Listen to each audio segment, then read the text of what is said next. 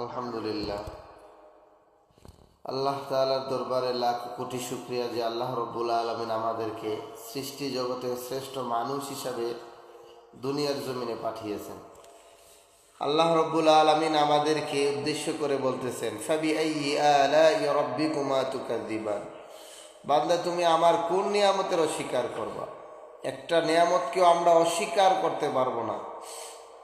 পরিচয়হীন একটা মানুষকে আল্লাহ রব্বুল আলামিন এত মর্যাদা দিয়েছেন, এত পরিচয় দিয়েছেন, বাহাদুরি দিয়েছেন, ক্ষমতা দিয়েছেন, সম্মান দিয়েছেন।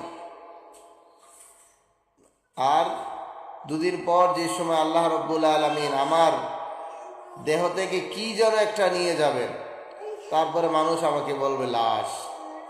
তখন আর বলবেন আব্দুর রহিম, তখন আর বলবেন আব্দুল করিম, তখন আর বলবে না অমুক সাহেব, তখন আর বলবে না শাইখুল হাদিস, তখন আর বড় বড় উপাধি দিয়ে কেউ ডাকবে না। তখন বলবেন যে আব্দুল করিমের লাশ। তো আল্লাহ রব্বুল আলামিন বলতেছেন যে বান্দা, তুমি আমার কোন নিয়ামতের অস্বীকার করবা? একটা নিয়ামতের অস্বীকার করার মতন স্কোপ আমাদের নাই। আল্লাহ রব্বুল আলামিন তার প্রত্যেকটা নিয়ামতের শুকরিয়া যথাযথভাবে আমাদেরকে আদায় করার তৌফিক দান করুন। আল্লাহুম্মা আমিন।